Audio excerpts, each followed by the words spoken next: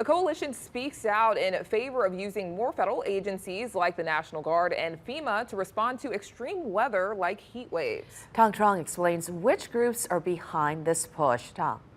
Liz, a lot of us see hurricanes, floods, and tornadoes as natural disasters, but when it comes to extreme heat waves or smoke from wildfires, those are seen as less devastating.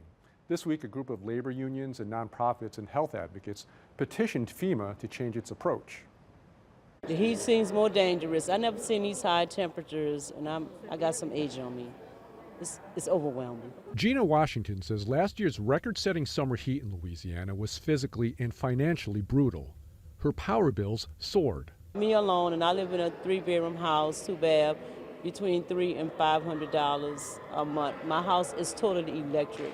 Climate scientists predict extreme heat waves will become more frequent.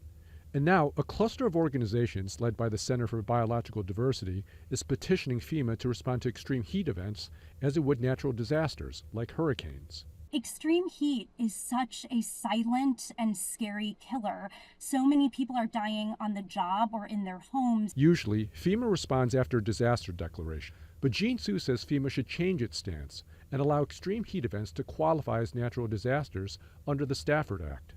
Doing so could pave the way for federal aid and money to get to the places that would need it. Here are some examples. On a very common sense emergency level, they can be in, building cooling centers, community resilience centers that have air filtration systems to filter out smoke, water stations. Sue says FEMA could also offer assistance by helping vulnerable populations pay their utility bills during heat emergencies. Is it the responsibility, and should FEMA get into the business of paying people's utility bills in emergencies? Not paying utility bills, but working with the local utility companies, working with the local public service commissions.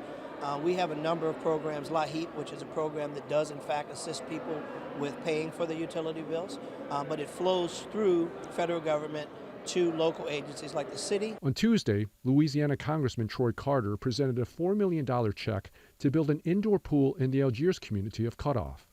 The project is federally funded.